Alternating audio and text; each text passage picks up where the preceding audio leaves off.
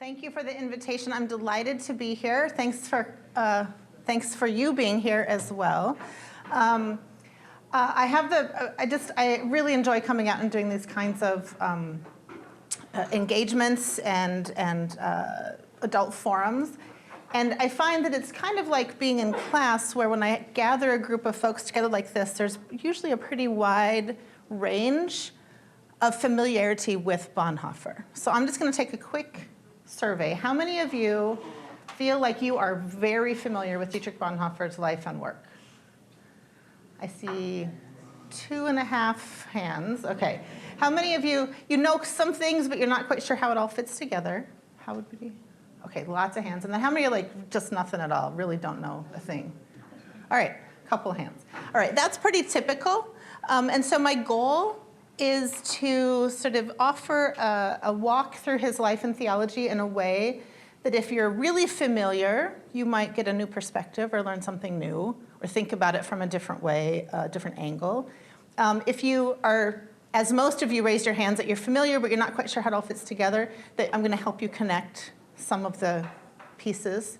And if you're brand new, we're not going to leave you behind. So that's always the plan. And so I've organized my thoughts today around, and actually the way that I've been thinking about Bonhoeffer a lot is thinking about the sort of relationship between his biography and his theology. So sometimes people tell his story, and they get really focused on the end of his life when he got involved in a conspiracy. I'm going to bring you up to speed on that. Sometimes people talk about his theology, but I think you can't do one without the other. And you lose something if you don't think about them together. So when Pastor Mike sent the invitation, he said, because I have various titles, various ways I can put the material together, and he said, what about something like Bonhoeffer for Armchair Theologians? I think he was riffing off a book I published about 15 years ago, which is this book. It's a series, Bonhoeffer for Armchair Theologians. Anyway, you can still get that if you want to do it. But here's what I want to start with. I want to start with just this most basic introduction of Bonhoeffer. So I think this is about the shortest paragraph you can get and try to get at the whole of his life. So Dietrich Bonhoeffer, 1906 to 1945, was a German pastor, theologian, ecumenist, and peace activist. He wrote profoundly about Christian faith, community, grace, and ethics centered on the question, who is Christ for us today? The unspeakable human suffering resulting from the atrocities of the Nazi regime compelled him into church resistance and finally political resistance, culminating in a conspiracy against that regime aimed at installing a new government that would end the war and those atrocities. Imprisoned during the last 2 years of his life, Bonhoeffer was executed just weeks before the end of the war. And if you're doing the math real quick, you can see that he was only 39 when he died, but he was a prolific writer, so his collected works, which include books, papers, essays, sermons, letters, is 16 volumes of material. And so again, I think one of the reasons Bonhoeffer continues to be so inspirational to so many is that there's this connection between the profound things that he wrote and his own life story and the choices and decisions that he made. So I'm going to do a quick walk through some key turning points in his life, just give you some visual images, and then I'm going to back up and talk about why we might still talk about Bonhoeffer today and go back through just a few of those key points, putting some of his theological themes in conversation with those turning points. But before I do that, I just want to invite you for just a moment to think about turning points in your own life. What were some of the, and these might be personal turning points, things that happened in your family, either when you were a child or more recently. These might be choices that you made, educational choices, career choices, those kinds of things. They might be historical or political events. Maybe some of the political events, as Mike was mentioning, that are right in front of us in our current moment. So just for a moment, think about those things and how, if you were going to do a retrospective of your own story, you can see how the path moved in one way instead of a different way at different moments in time. Can you all do that for me?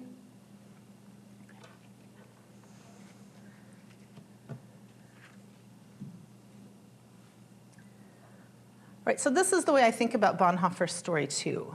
And so he came from a family of 8 children. He and his twin sister were number 6 and 7.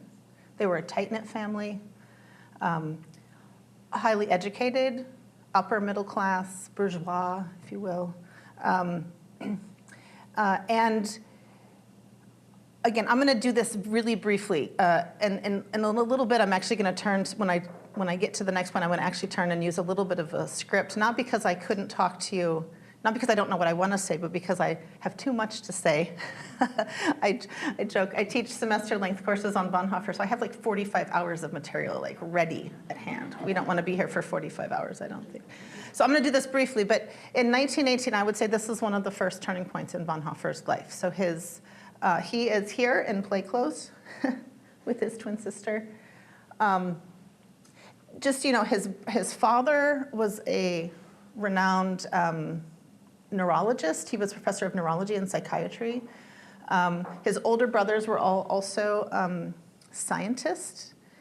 And in 1918, end of the First World War, his 2 eldest brothers, Karl Friedrich and Walter, went off to fight for the Germans toward the end of the war. And Walter was injured and died less than a month after he left home. And it was a terribly impactful event for the whole family. His mother had a deep depression. But this is one of the moments in time where I think we can, this is a bit speculative, but you can think about the choice that Bonhoeffer made to be a theologian tied to this moment, to this event in his life. He and his twin sister started having late-night conversations about big existential questions about life and death and eternity and those kinds of things.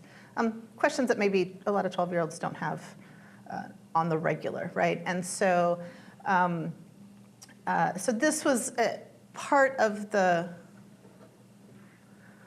impetus for him to say, I want to study theology. I have big questions. And his family wasn't entirely, they were surprised by this. They weren't entirely on board, but his father said, well, I've taught my children to be independent thinkers, so if this is what you want to do, you can go ahead. And so he decided to study theology as a teenager and was really bright and really on top of it and got to work. He actually finished his doctoral dissertation when he was 21.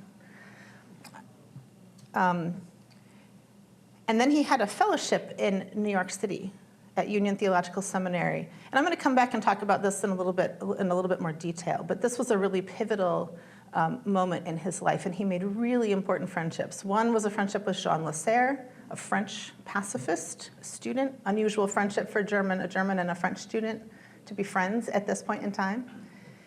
He also became really close friends with Frank Fisher, Albert Franklin Fisher, who was an African-American student from Alabama. I'm going to come back and talk about this more in a little bit, so I'm going to keep going.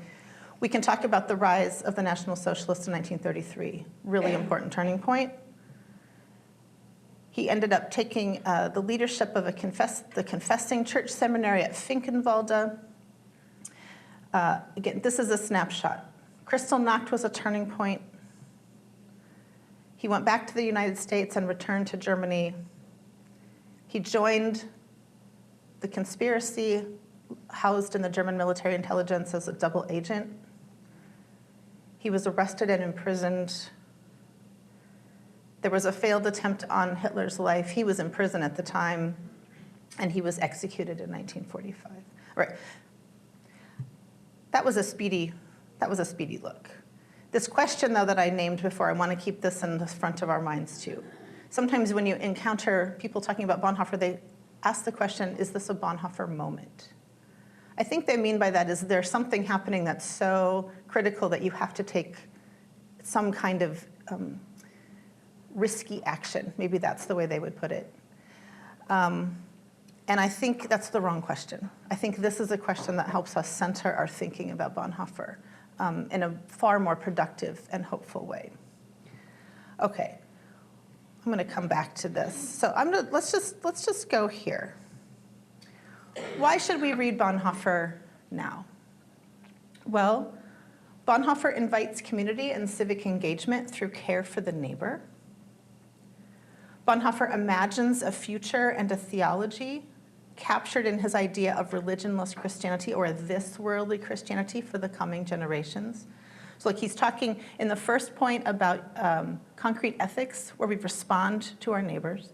He's talking in the second point about living, again, a dynamic faith in the midst of life.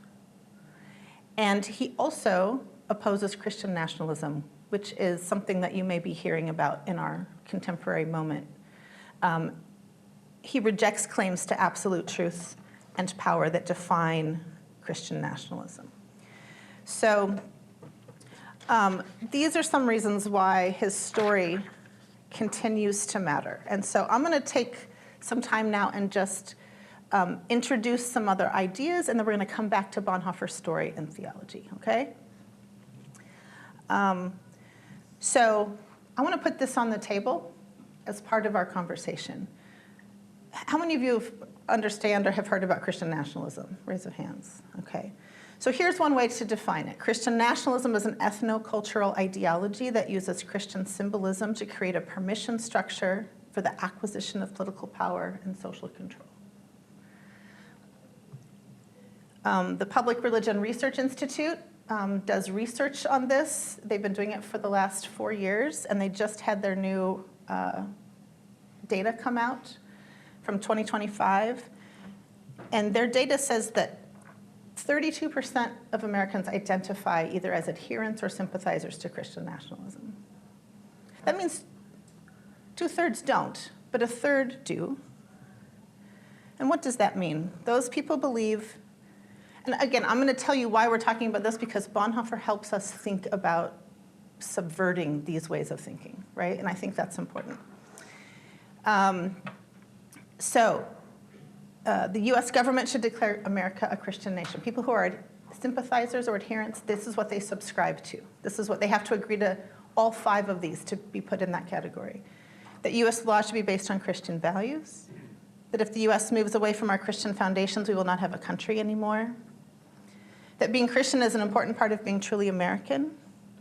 And that God has called Christians to exercise dominion over all areas of American society.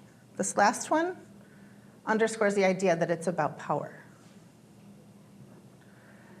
The survey also explores the way Christian nationalists, their views intersect with white identity, anti-Black sentiment, support of the patriarchy, anti-Semitism, anti-Muslim sentiments, anti-immigrant attitudes, authoritarianism, and support for violence. So again, Christian nationalism by Dr. Tisby, public historian, says that it's the greatest threat to democracy and the witness of the church today. Now, I promise we're going to get back to Bonhoeffer and some hope, right? There's some hope in this story. So let me talk about this time in New York. So Bonhoeffer, when he went to New York, he was studying with Reinhold Niebuhr, father of modern social ethics, right? Actually, I apologize. I'm gonna skip back to this. I want to go back here for just a minute. I want to give us some foundation. Here we go. Let's talk about Bonhoeffer's theology for a little bit, and then we're going to go back to the stories. Okay. Okay. There's a lot of stuff written about Bonhoeffer. People have been writing about Bonhoeffer for a long time.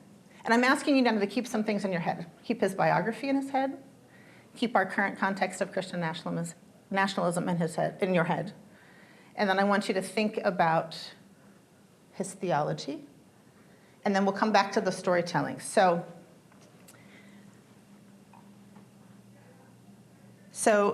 lots of people have written about Bonhoeffer, but I think if you come to these 4 ideas, these 5 ideas, you can really get a good picture of Bonhoeffer.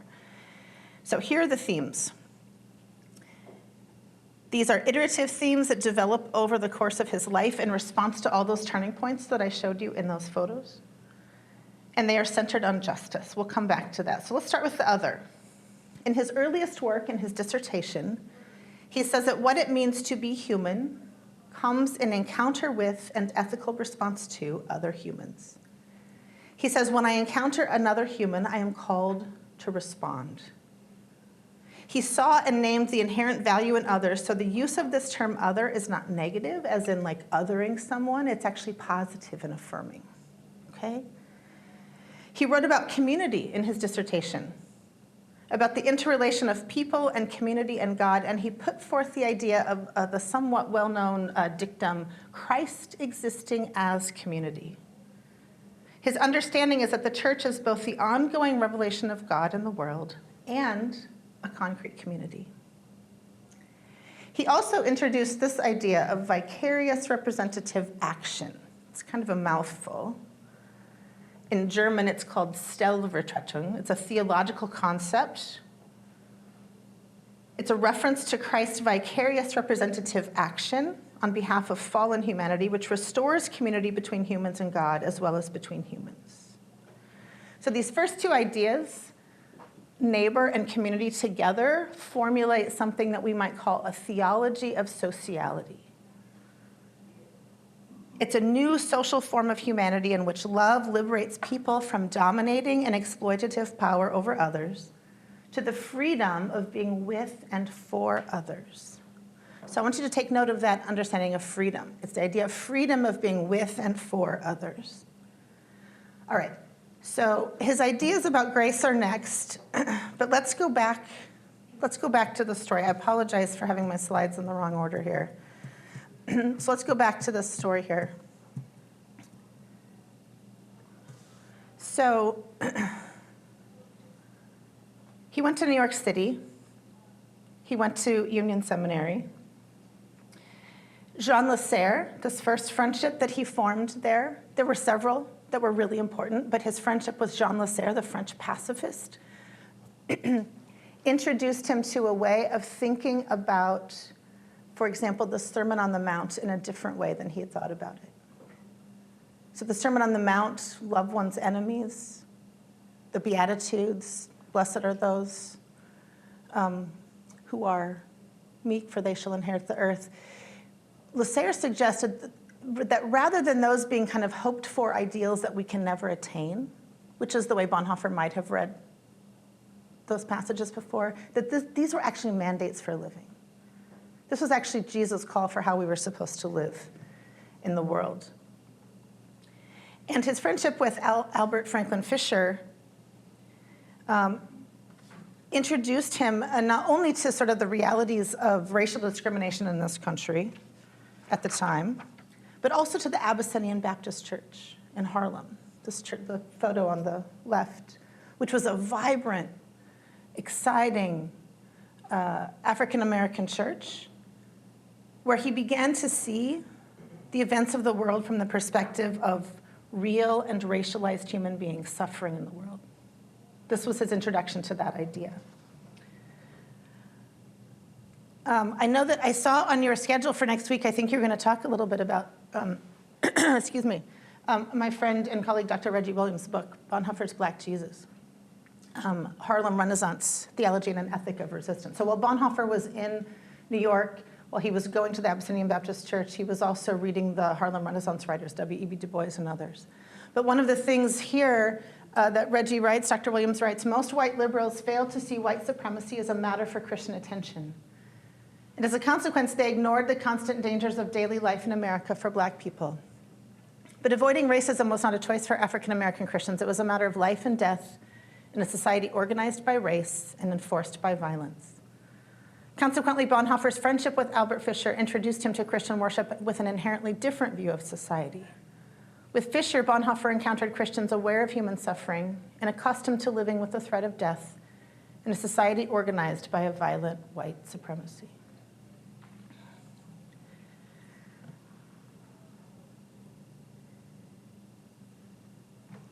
The next turning point that comes along is 1933, the rise of National Socialism. Bonhoeffer's family had been worried about the rise of the National Socialists since before he had returned from New York. When Adolf Hitler ascended to power at the end of January of 1933, all of those fears were made real. On February 1st, so just 2 days after Hitler came to power, Bonhoeffer delivered a radio address. And in that address, he warned his fellow Germans that to make an idol of the Führer, the leader, is to make him a misleader. Now, you know the story that those early weeks of the Nazi government were turbulent. They were set on stoking fear and sowing division. They were targeting real and potential enemies. They were targeting journalists. The first concentration camp, Dachau, was opened. The German parliament put forth the Enabling Act, which consolidated all power in Hitler, making it a dictatorship, making Germany a dictatorship. There was a nationwide boycott of Jewish businesses. And by April, they had passed legislation prohibiting anybody with German ancestry from holding public office, being a civil servant. These measures found quite a bit of approval in a certain section of the German Christian folks. There was the German Christian faith movement, also known as the German Christians or the Deutsche Kirche, was an anti-Semitic nationalist group that embraced these Nazi ideas. They liked the idea of a racially pure church and the idea of aligning the church with the Nazi state. They were, for all intents and purposes, Christian nationalists. Hitler championed the notion of a Reichskirche, which would have been a single sort of state church. He was trying to bring the regional churches together. That didn't actually happen. But that attempt sort of pushed those German Christians that did embrace the Nazi ideology to sort of double down on their support.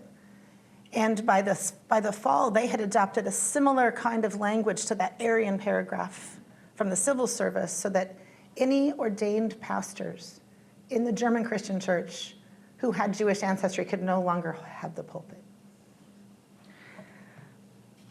So there were a group. And that was a significant number of people, or was it just sort of a shot across the bow?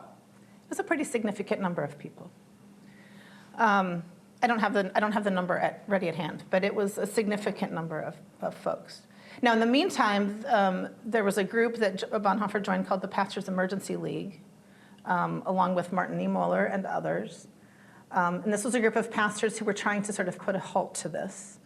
And so they were unsuccessful in trying to stop the election of this bishop, Ludwig Müller, who became the bishop of the German Christians, Deutsche Kirche, who was a Nazi sympathizer. And so they, so this is the group. It says, well, the founding, here's something that I can read to you. By the founding statement of the Pastors' Emergency League, pledged to protest all infringements on confessional freedom by the state and explicitly opposed the Aryan paragraph, it also problematically distinguished between Jews and Jewish Christians. And so for Bonhoeffer, this fight that, for the church struggle that sort of opposed the Nazis but didn't take up the racial policies was a misdirected fight. And he was extremely frustrated. He didn't quite know what his role was. He didn't quite know what he should be doing. Right, so I'm thinking, again, if you think about your own life story, you think about those decisions, he was at a moment where he's like, this is a really important moment, and I'm not sure what my role is. And so he actually left Germany. And he went to London and took 2 German-speaking churches in London. He got some pushback from some of his colleagues about doing that. Quite a bit, actually. Karl Barth, if you know that name, wrote him and said, you need to get back to Germany. He said, I have to go. He said, I have to go. This is how he describes it, going to London. I have to go into the wilderness for a spell and simply work as a pastor as unobtrusively as possible. But he never stopped paying attention. Meantime, the Pastors' Emergency League Those folks were the ones who wrote the Barmen Declaration, which in effect started a new church, the Confessing Church, a break-off church, confessing that Jesus Christ is Lord and no other. And of course, the unwritten subtext to the "and no other" would be "and not Hitler," right? And so they opened some seminaries. Now, again, the German Christian church was aligned. There was a relationship between the church and the state, separated but aligned differently than the way we think about the separation of church and state. And so seminaries of the German Christians were state-sponsored, and anyone going to those seminaries had to sign a loyalty oath to Hitler. So there was a whole group of seminarians, young men at the time, all young men, who wanted to go to seminary and did not want to sign that oath. So they're the ones who were looking to go to the Confessing Church seminaries, which were illegal and underground. And so Bonhoeffer got invited to lead one of those seminaries, and so he did. He went to the one that first was at a place called Zingst, and then it moved to Finkenwalde. Now, in doing this, he had to abandon his plan, which was well underway, which was to go to India and study nonviolent political resistance with Gandhi. They were contemporaries, and that plan had been made. But he got this call, and he heeded this call. So he went to Finkenwalde. And while he was there, if any of you read Life Together? Yeah, that's an account of the time at the seminary. So he went to the seminary, and he organized the day in a really structured way. So there was time to pray, time to study, time to be alone, time to be together, etc. And so this was very sort of aligned to a monastic model. And he was criticized. Some of his colleagues thought he was trying to monasticize the seminarians, to pull them out of the world, right, to have them retreat. And what he was actually trying to do here was he was trying to give the community, the seminarians, the experience of community, help them create and sustain community, create and sustain sort of spiritual practices for their own well-being, so that they could, in fact, go back out and serve parishes in this highly complicated, fraught context of Nazi Germany. That's what he was trying to do. Okay, so if we go back now, let's go back. So we've been talking a little bit about the first two. Let's talk about grace at this point. While he was at Finkenwalde, he wrote the book Discipleship. You might know it as The Cost of Discipleship. And grace is the central theme in that book. He makes a distinction between cheap grace and costly grace. In the end, Bonhoeffer concludes that grace is an unmerited gift of mercy from God, forgiveness and mercy like Luther, but he also recognized that it is a gift that transforms you, which is more in line with Augustine. And he calls you, and he says that this calls you, this gift of grace then, understood in both ways, calls one to discipleship. The German title of the book is just Nachfolge, which means following after. And what Bonhoeffer is doing in this text, in defining what it means to follow after Christ, it's pretty radical. He is making a radical theological claim in response to his historical and political context that requires a yes to Christ and a no to National Socialism, a no to all nationalisms, right? You can't serve two masters. Discipleship often, again, how many of you have read Discipleship? A couple folks. It's often a reading group choice for church communities, but it often gets misread as a guide to Christian spirituality divorced from the world. And that's a problematic reading. Even Bonhoeffer later, in his letters and papers from prison, says that that's the case. Rather, it's an astute, politically informed call to live responsibly and suffer vicariously on behalf of others in the world, in commitment and obedience to Christ. So think of those three turning points. So think about, let's just talk about the fact that he was in New York, that the rise of National Socialism, and now he's at the seminary. All of those things together are creating the context in which he wrote this text, right? Why he's even why he's even at an illegal seminary, why he even has to be thinking about these things, right? All of that shapes why he's writing this, and so should also shape how we read it and what we're taking away from it.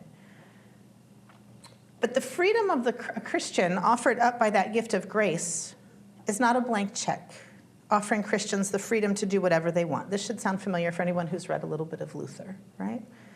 It is freedom to act on behalf of others. It is freedom for others. Remember that when I said just a few minutes ago to take note of that definition of freedom, freedom with and for others? We've come back. You can also find this idea of freedom in his lectures on Genesis 1-3, where he says being free means being free for the other. Okay, 2 years after the seminary was opened, it was shut down. It was shut down by the Gestapo. And a year later, in 1938, came Kristallnacht, the night of breaking glass. Are you familiar with this event? It's the night when Jewish synagogues, homes, cemeteries, and businesses were destroyed and vandalized. It was followed by the first mass incarceration of Jewish men. More than 30,000 were arrested just on the basis of their ethnicity. It was another turning point for Bonhoeffer. He was horrified. He was horrified by the events and the destruction and the death. I'm so sorry. But he was also horrified by the silence of the churches. Even the confessing church was silent after Kristallnacht. So you got a little sneak peek when I was doing the quick overview, but there's a picture I'm going to show in just a moment. Every semester when I teach this seminar on Bonhoeffer, my students have the option of doing a creative project in the end instead of like a traditional research paper. Thank you. And a couple of years ago, appreciate it. A couple of years ago, a student of mine captured the impact that Kristallnacht had on Bonhoeffer's life and his view, the way he was able to see the world. And you'll see it here, if you can see the shattered glass of his glasses, the lenses of his glasses. So in the same way that the night of breaking glass is named that after the sort of all of the destruction, this shattered his perspective, and he could never see the world in the same way again. This past semester, so this student did this project a few years ago, and this past semester in the fall, same assignment, and students were asking for some examples, and I actually showed this picture to them, and we talked about it. And a student, because they have to do the project and then write a sort of an artist statement or an essay that accompanies. And a student said, I actually took my inspiration from this project. He said, but I've been thinking about it differently. And he did this image. And in his statement, he described the blackness around Bonhoeffer and the spots as all of the chaos and all of the terror and all of the things that were happening. And he actually painted his glasses with clear lenses because he said he thought Bonhoeffer's moral clarity was on point. But if you'll notice, I don't know if you can see that Bonhoeffer there's lines on his face that it took a toll on him. So he said that the cracks didn't come in the lenses of his glasses, but rather in the toll it took on his own struggles to make those difficult decisions. I thought this was really powerful. Also just mention that the student who did this piece is one of my Muslim students. This was happening, Augsburg is in the Cedar Riverside neighborhood, and this was in December, right as things were starting to ramp up with the Somali folks under particular focus of the attacks.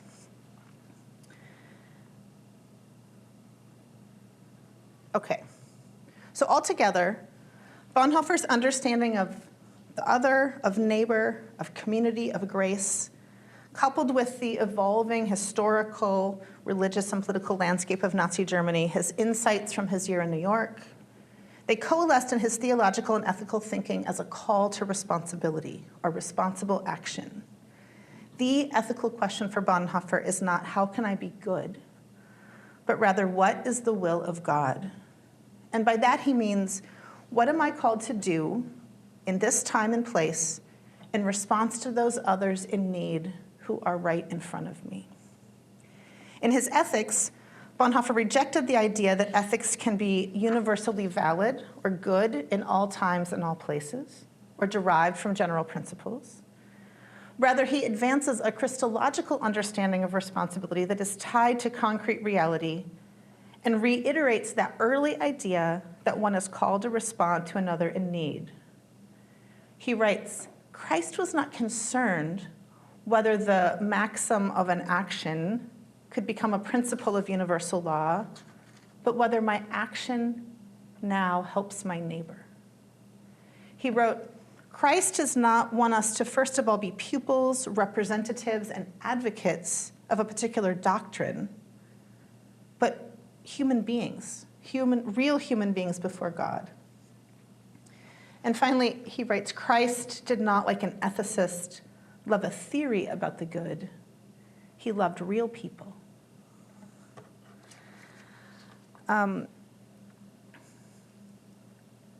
Okay. So in his Ethics, he returns to this idea that he first introduces in his dissertation, vicarious representative action. He introduces it as a theological idea here. He returns to it in Ethics with an ethical component added. So he adds this ethical component, and it forms the basis of his idea of what is called ethics as formation. Christians should conform themselves to Christ and turn toward a concrete ethic. We can and should speak not about what the good is, can be, or should be for each and every time, but how Christ may take form among us here and today. So, given these themes, given Bonhoeffer's eye-opening experiences, given his political context, it's no surprise then that in a letter written at the turn of the year, that just came out, in a letter written at the turn of the year from 1942 to 1943, he asserted the importance of seeing the world events from the view from below.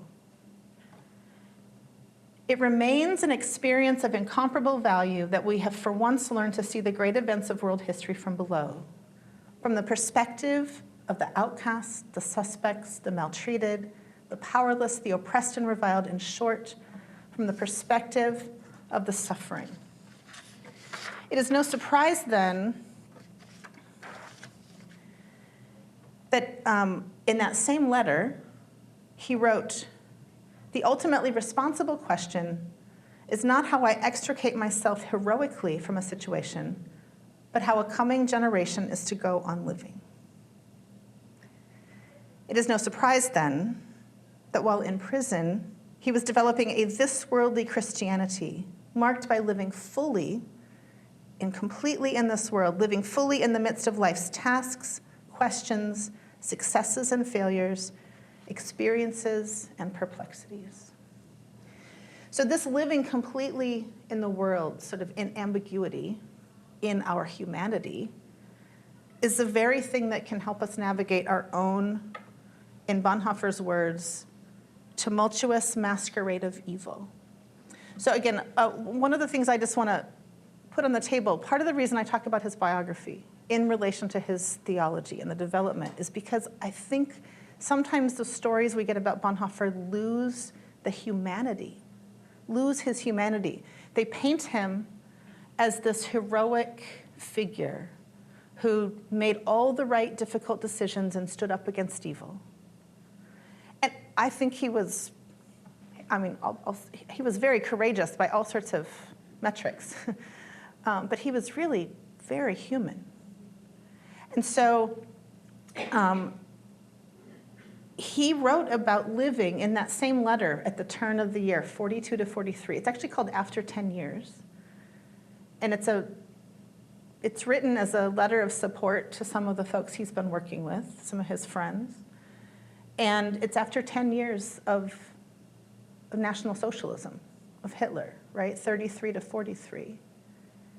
And he describes it's a super poignant. If you read anything in Bonhoeffer, I recommend reading it. It's only about 15 pages long. It's at the beginning of Letters and Papers from Prison. It's reflective, it's poignant, and he's struggling with all of the realities that they're facing and all of the decisions they've been trying to make. And he says, he described the conditions that they'd been living in for those 10 years. He says, the huge masquerade of evil has thrown all ethical concepts into confusion. That evil should appear in the form of light, good deeds, historical necessity, social justice, is absolutely bewildering for one coming from the world of ethical concepts that we have received. Our own bewildering times are marked by evil masquerading as freedom, masquerading as law and order, masquerading as righteousness. You could fill in a lot of other ways that you find it masquerading these days. Part of that masquerade includes people, maybe people you love, embracing Christian nationalism with no real sense that it is neither Christian nor patriotic. So as we have heard, Christian nationalism uses the language and symbols of Christianity to make absolute and exclusive claims to truth, to amass power, to gain social control. As early as 1930, Bonhoeffer actually preached against it. When he was in New York, he went to Yonkers, New York, and he gave this beautiful sermon. Because I'll just tell you that earlier, I left out some travels that he made earlier in his career. He went to Barcelona for a while, he went to Rome. If you go back to some of those early sermons that he preached before he went to New York, in the late 1920s, after World War I, there's some pretty strong nationalism in there, right? Germans were hurting after World War I for lots of reasons, but they were expected to take the blame. They were expected to do reparations. People, there were all sorts of, all of these things are also factors in how the National Socialists came to power. But you can read those sermons and you can hear sort of these nationalistic threads in Bonhoeffer's work. But by the fall of 1930, by October of 1930, after he'd been in New York just a little bit of time, he'd been spending some time at Abyssinian, he'd been spending time with Jean Lasserre, he preached a sermon, and he said, I love Germany. I love everything about Germany. It makes me who I am. And so he really eloquently describes that all the people he loves and all the things about him come from his understanding of himself as a German. And he doesn't have to give that up. He says, but at the same time, we, and he's talking to Americans, we are brothers and sisters in Christ. And we cannot let hate of races come between us. There cannot be, and he calls for no nationalisms. So in that sermon, it's really explicit what he says. But what I want to suggest is that his entire theological project subverts these ideas, right? When he'd been in prison, so he was arrested on really tenuous charges in the spring of 1943. He went to a prison in Berlin. And while he was in prison, his best friend Eberhard Bethge, who had married his niece, Renata, they had a son, and Dietrich Bethge was his godson. And he wrote a baptismal sermon. And he wrote, our church, this is part of the sermon, our church has been fighting during these years only for its self-preservation, as if that were an end in itself. It has become incapable of bringing the word of reconciliation and redemption to humankind and to the world. So the words we used before must lose their power, be silenced, and we can be Christians today in only two ways, through prayer and doing justice among humans.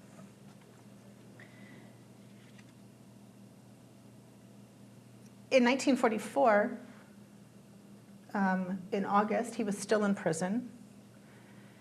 He had sent that same best friend, Eberhard Bethge, they'd exchanged letters that whole summer that were sort of theologically interesting. And at the end of the summer, he sent him what he called an outline of a book. He'd been thinking about some big questions, puzzling, agonizing over over that question, who is Christ for us today?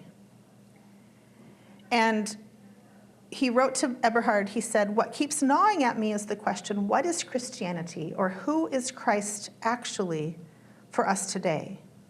And he'd begun to work out some of those ideas. He'd been thinking about he wanted to write a little book where he could sort of put them together in about 100 pages, but we never got the book. But we got the outline of the book. And in that outline, you can see kind of the evolution and the interplay of all of these things we've been talking about so far. And in it, he wrote, the church is only the church when it is there for others. The church must participate in the worldly tasks of the life of the community. Our church will have to confront the vice of hubris, the worship of power, envy, and illusionism as the roots of all evil. This way of being a Christian subverts Christian nationalism. So look, I just want to, I'm watching the time. I want to sort of bring this home and have time for a few questions. Bonhoeffer was extraordinary and courageous in all sorts of ways. But he was not, in the words of my Bonhoeffer colleague, Victoria Barnett, a Lone Ranger hero fighting the Nazis all by himself. And sometimes when you encounter Bonhoeffer, that's the story you get. Rather, his life and witness gives us a different picture. It's a picture where he's asking these questions about how we make decisions in community. He worked always in community, right? This is the story I want you to take away. So he was a member of the ecumenical movement. He was a member of the church resistance. He was a member of the political resistance. He was a minor figure in all three. He worked with other organizations. He struggled to discern the right thing to do. He knew that systems needed to change. And he also knew that people needed to be cared for directly. Right? He knew that people need to operate in all of those ways. If you think about, if you've studied the sort of 2 feet of social justice, right? Some people need to be doing policy work, systems change. Some people need to be feeding people, clothing people, housing people. He was profoundly human. He played guitar. He played piano. He smoked cigarettes. Don't do that. Okay. He also tried his hand at some fiction when he was in prison, and in one of the pieces, the speech of the major, he said, "For me, the main issue for individuals and for peoples is whether or not they have learned to live with other human beings and peoples. That's more important to me than all their ideas, thoughts, and convictions." I think this is a really helpful way to think about answering that question, who is Christ for us today? It's everybody, right? So I'd like to suggest that we take Bonhoeffer off pedestals. He's on a few pedestals. Take him out of the stained glass. He's in some stained glass. And think about the ways that he helps us, the way his lenses were shattered by events in front of him, the way that he continued to show up and pay attention, that's how he helps us. And the good news is that building community, it's a group project. That doing action in the world, it's a group project. We could list all the ways that you are showing up today in your community in response to the needs in our community right now, because there are so many. Those are group projects. He says, the ultimately responsible question is not how I extricate myself heroically from a situation, but how a coming generation is to go on living. On the first day of the semester every year at my university at Augsburg, the president welcomes the new class, the new incoming students. And he offers them a welcome and he offers them a charge. And the charge he offers, show up, pay attention, and do the work. I think Bonhoeffer is a good example for us about how showing up, paying attention, and doing the work. And we don't have to do it perfectly, and we don't have to do it alone. So, thank you.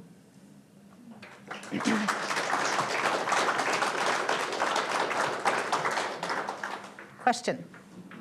Well, it's sort of a comment that kind of going along with what you were saying is that he was kind of a dichotomy because he came from a really wealthy family and he could say, I need you to send me a new summer suit. Or they'd pick him up in the chauffeur and take him wherever. And so he didn't come from that level and yet became so supportive of it. And I really think it was the New York experience and the black church and the joy and the community and the enthusiasm, because that's when he really went back to Germany and started saying, wow, I think we can do church differently. Yeah. And, you know, he really, and with Gandhi too, it's definitely influenced him. And then also when his sister married a Jewish person, he did not support that, and that was one of his big regrets, that he had not given that support to his Jewish brother-in-law. Yeah. Yeah, I would say I think he supported his brother-in-law. It's when his brother-in-law's father died, and he was asked to preach the funeral service, and he consulted. This was pretty early on. He consulted some of his church leaders, and they suggested that he not do it because the father-in-law was Jewish, and so he declined. And then, as you say, regretted it. And he wrote a beautiful letter to his sister and brother-in-law saying, "I wish I had done differently. I wish I had known better and not been afraid." So yeah, he's not, and I think this is part of what makes him, for me, so relatable, so human, is that he didn't do everything perfectly, and he made mistakes, and he had regrets, and he struggled with what he was supposed to do, and yet he kept showing up and doing the best he could with the information he had and the circumstances in which he was finding himself.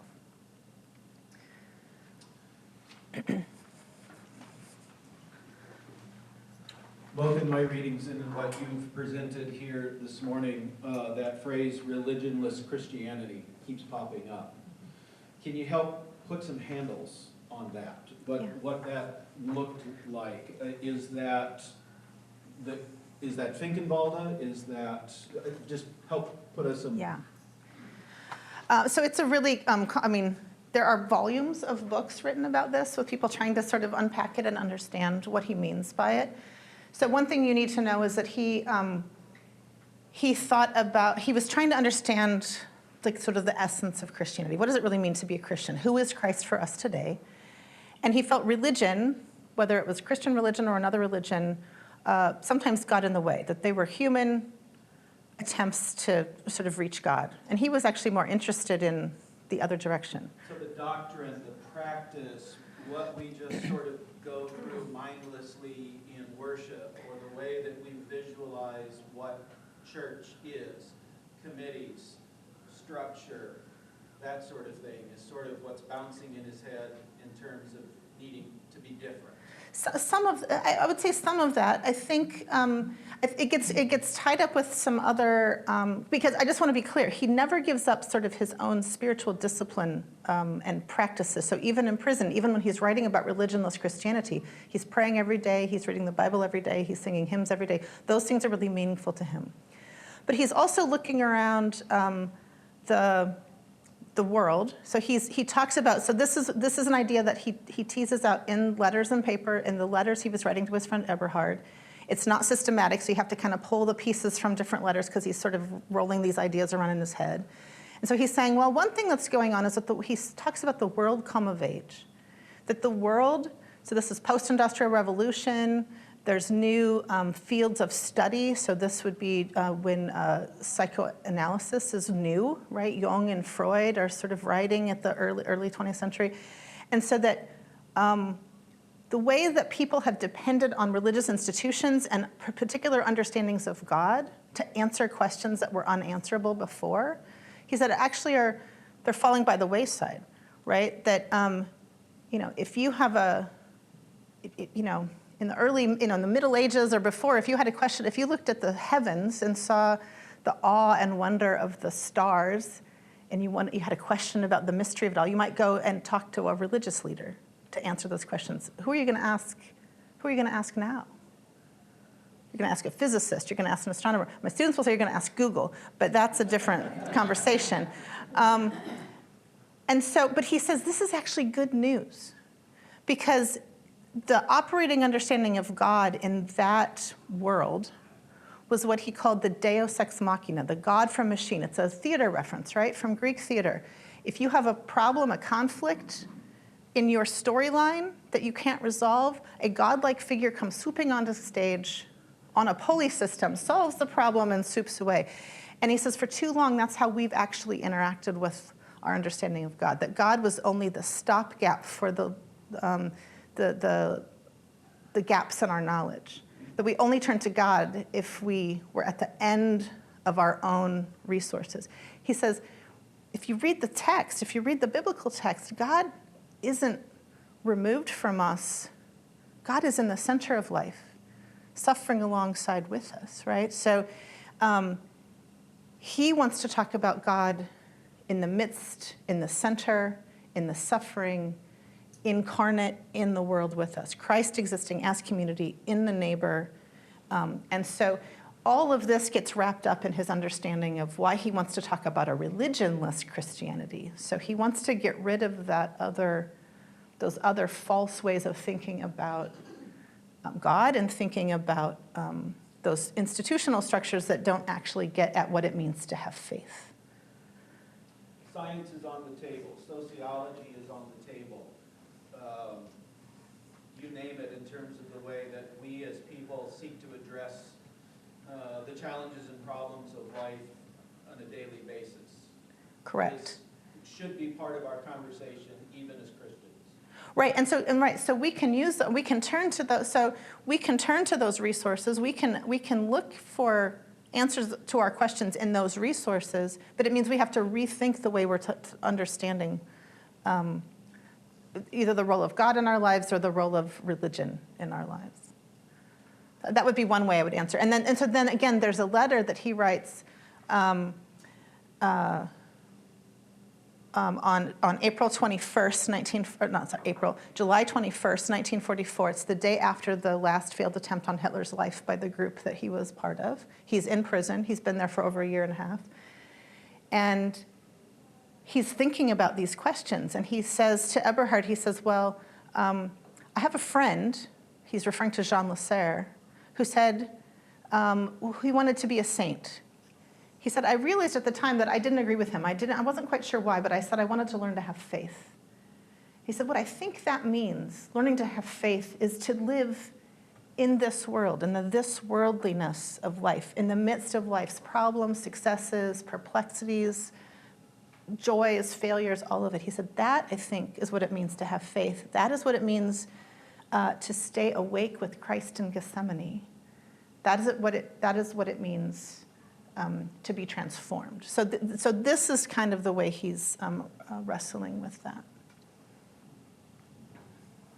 Just a real question. Isn't that really what happened in Minneapolis with people showing up for other people, what he's preaching? Absolutely. Yeah, I mean, that's what it was all about. So I think for me, in a different presentation that I did a couple weeks ago, I actually had a different ending slide. Maybe I should have put it here today. It was pictures of the 50,000 person march, saying this is what it looks like to show up, to recognize Christ in our neighbors, neighbors who are being targeted because of their accent or the color of their skin or even their status. I mean, we could have a long conversation about even, that. So I think it is what it means to show up. And I think this is where, in times like this, so we are in the midst of multiple crises right now in Minnesota, in this country, in the world. And people get overwhelmed because it's like, so some people I'm not gonna go out in the street. That's not my lane, and that's okay. I think that's part of what I was trying to get at when I was saying that Bonhoeffer reminds us that we do work in community. And in community, different people have different strengths, different skills, different sensibilities, and you bring those things to the table. That's what you bring, so that not everybody has to do everything we can't. And so we come together and we find the ways that we can partner with others. So so some people are going to go march in the street, and some people are going to be part of a laundry brigade because folks can't leave their homes safely to go to the laundromat, and so on.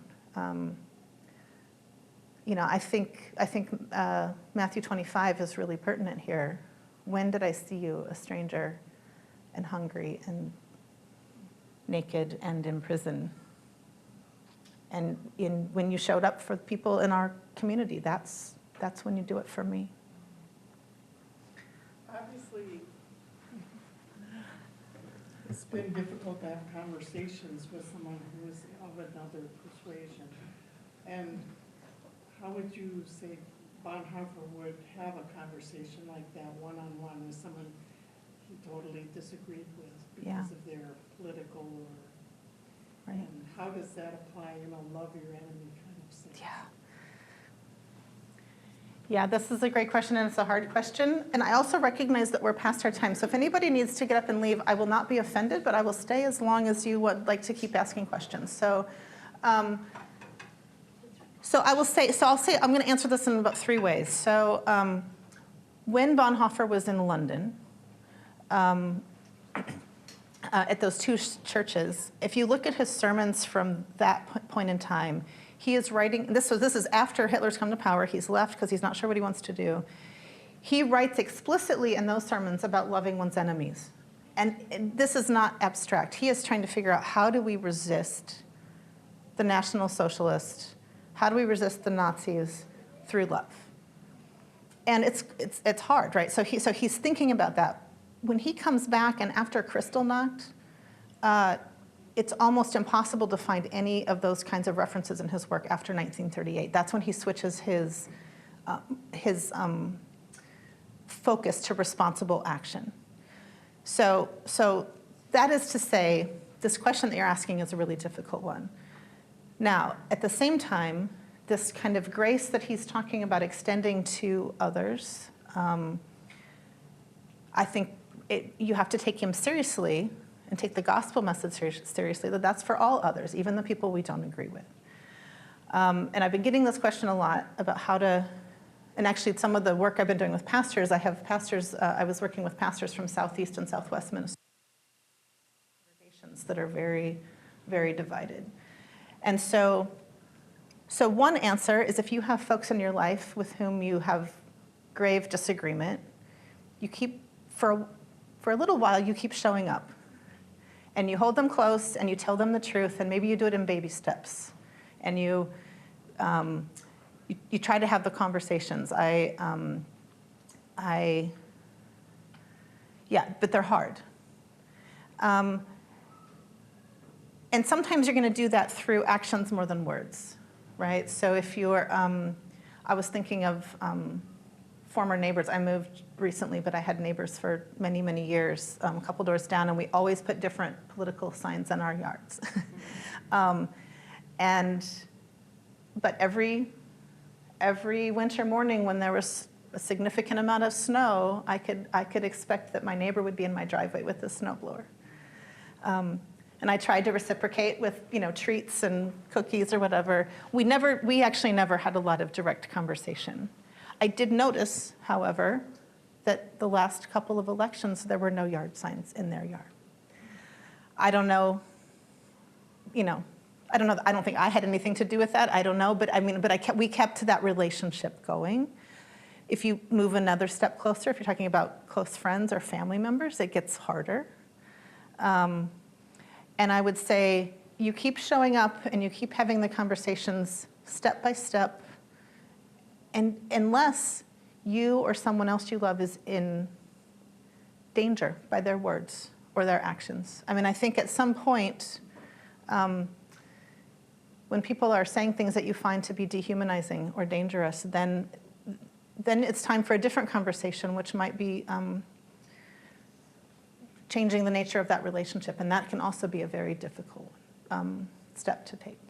So I don't have a great answer.